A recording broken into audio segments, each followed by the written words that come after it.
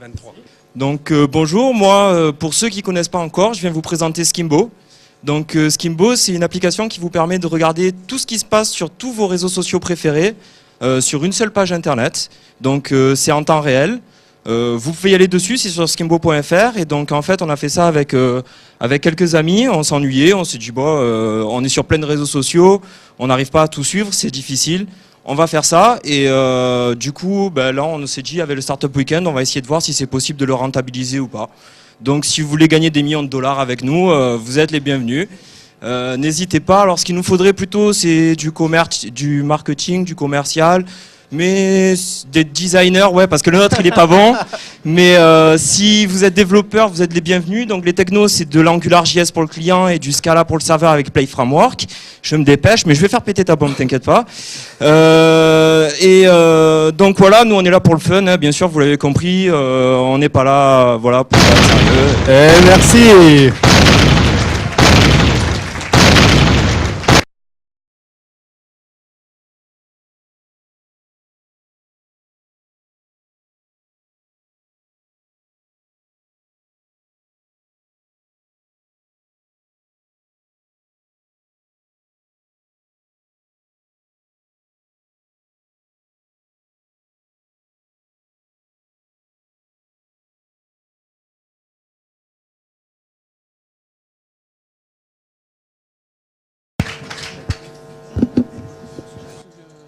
Donc bonjour tout le monde, je vais vous présenter le projet Skimbo, que vous avez dû entendre parler pendant le week-end. Donc pour réaliser ce projet, durant le week-end, on était une équipe de 11 personnes, donc moitié développeurs, moitié business. On a réussi à bien se délimiter les tâches. Donc la problématique en fait à laquelle on a été confronté, à laquelle on est tous confrontés, c'est de se dire aujourd'hui il y a de plus en plus de réseaux sociaux, il y a beaucoup de réseaux sociaux, il y a beaucoup de réseaux sociaux qui essayent de se différencier par des nouvelles options, par des nouvelles fonctionnalités, ce qui fait que les utilisateurs commencent à être perdus. Et donc on commence à plus avoir le temps de pouvoir faire le tour de tous les réseaux sociaux pour se tenir toujours au courant de tout ce qui se passe. Et donc ce qu'on s'est dit, c'est que les utilisateurs, au final, ce qu'ils ont besoin, c'est quelque chose qui soit simple, qui soit rapide. Et qui ait un grand confort d'utilisation pour eux.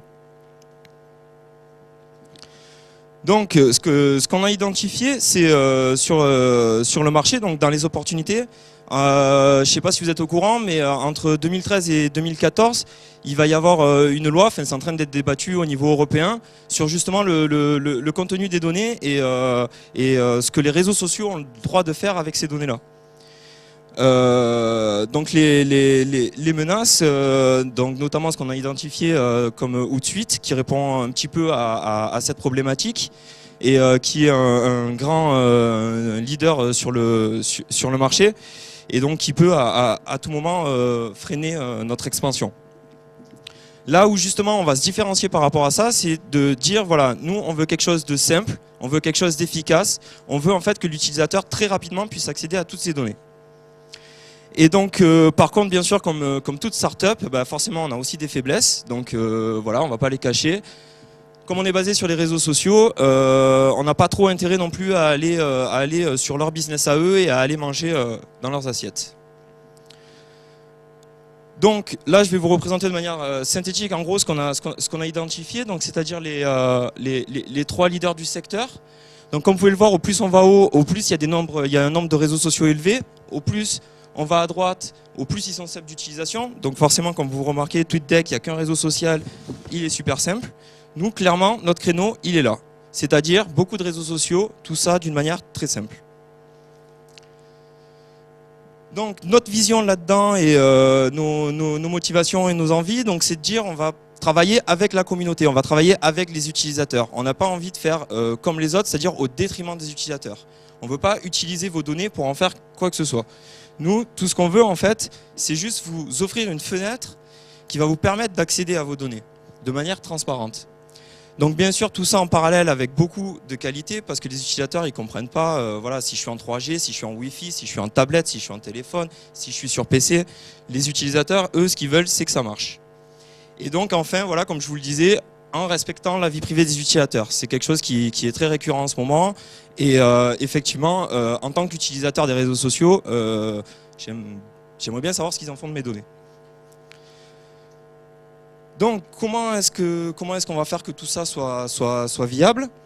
On va commencer sur un modèle B2C, donc à destination des utilisateurs des réseaux sociaux. On leur simplifie la vie. On les fait venir sur notre plateforme, on essaye de créer un espèce de buzz et de faire un flux de trafic assez dense pour enfin, au final, pouvoir accéder à un modèle B2B, et donc dans le sens où les utilisateurs vont nous servir à agréger du contenu, à pouvoir en une seule page cibler un thème très particulier, donc typiquement quelqu'un de connu, ou alors un sport, ou alors, c'est là où ça devient intéressant, une marque. Et donc, on va pouvoir ensuite rentrer en communication avec la marque pour essayer de faire du partenariat. Donc, à qui pourrait profiter l'idée? En particulier aux réseaux sociaux émergents, puisque nous, notre force, c'est d'avoir un nombre de réseaux sociaux toujours plus grand. Donc les partenaires, nos futurs partenaires, donc là en ce moment, grâce à Red Hat, on vous offre Skimbo qui est en live sur le côté.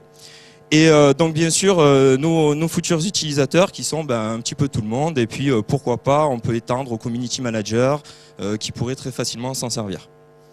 Donc voilà, comme je le disais, très simple, une page de login où on ne s'inscrit pas puisqu'on l'a déjà fait sur les réseaux sociaux, il n'y a pas besoin de se réinscrire. Nous on ne veut aucune information de votre part. Et puis comme vous pouvez le voir, vous créez autant de colonnes que vous le souhaitez. Donc les colonnes, donc là c'est pas très bien représenté mais ça peut se couper.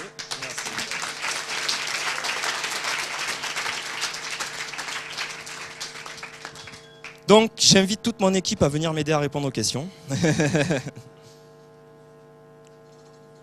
Ah, pas toutes alors.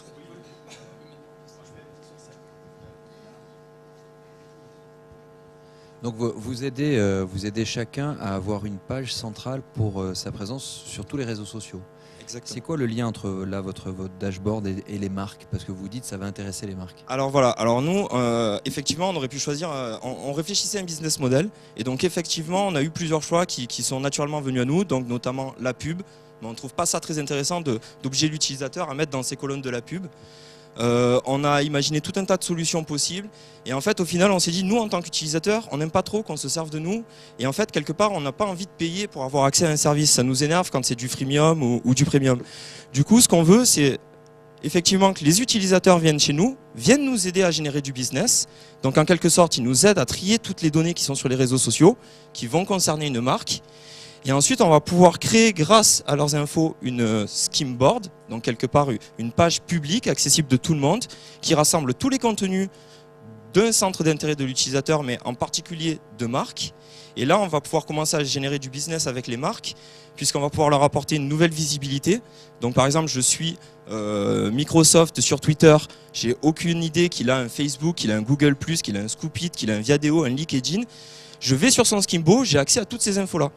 Et donc du coup pour leur envoyer des nouveaux utilisateurs et du coup eux ils ont plus de notoriété, plus de visibilité. Eh bien, alors en quoi c'est compatible avec la protection des données? Vous avez dit dans votre opportunité que justement vous ne réutilisiez pas les données. Or là, vous venez de dire complètement l'inverse. Voilà, alors ouais, j'ai peut-être pas été très clair. En fait, ouais, ça passe très vite. Mais en fait, du coup, ce qu'on voulait dire par là, c'est-à-dire que toutes les données sont sur les réseaux sociaux et restent sur les réseaux sociaux. Notre logiciel n'exploite aucune donnée. C'est-à-dire que c'est les utilisateurs eux-mêmes qui décident de réutiliser les données et de les centraliser.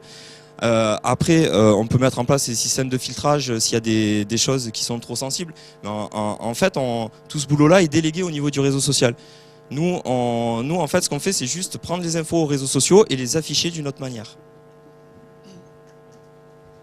En fait, si je comprends bien, votre modèle économique, c'est d'exploiter la communauté que vous avez créée de manière à servir de panel pour du B2B.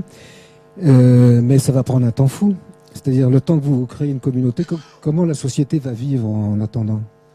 Alors exactement, c'est une très bonne question. Donc après, en parallèle de ça, donc on peut imaginer tout un tas de pour nous aider à soutenir cette croissance. On peut imaginer par exemple de faire une application mobile. Alors effectivement, on n'aimerait pas trop, mais bon, avec de la pub. Et en échange de 1 euro, on enlève la pub. On peut imaginer tout un tas de choses, notamment on a des API qui sont ouvertes, donc demander à d'autres développeurs qui veulent utiliser notre système. C'est-à-dire qu'au lieu de faire les API, en tant que développeur, de se taper les API de Facebook, de Twitter, de Viadeo, de machin, ils se tapent juste une fois l'API de Skimbo. Et en contrepartie, comme font un petit peu les réseaux sociaux, au bout d'un certain nombre de requêtes à notre serveur, on commence à mettre en place des partenariats. Et l'arrivée des petits réseaux sociaux là-dedans, donc vous permettez l'arrivée de ces réseaux sociaux, c'est ça? Exactement. Alors là, on a un petit proto. Si vous regardez dans les réseaux sociaux, vous verrez, on a du Beta Series, par exemple, qui est un réseau social basé sur les séries. On a du GitHub, qui est un réseau social, donc c'est pas un petit, mais c'est un réseau social pour les développeurs. On essaye vraiment de se diversifier un maximum dans les réseaux sociaux et du coup de leur permettre d'acquérir de la visibilité. Et puis du coup aux utilisateurs également de pouvoir publier leur contenu dans le bon endroit. Actuellement sur du Facebook, sur du Twitter, on va passer un petit peu de tout et on a tendance à dire chaque réseau social affiche un certain contexte, on va dire. Et du coup, alors on peut très bien parler d'une série sur Facebook ou sur Twitter, mais avec Beta Series, on est pile poil, on va retrouver des gens qui parlent de ça.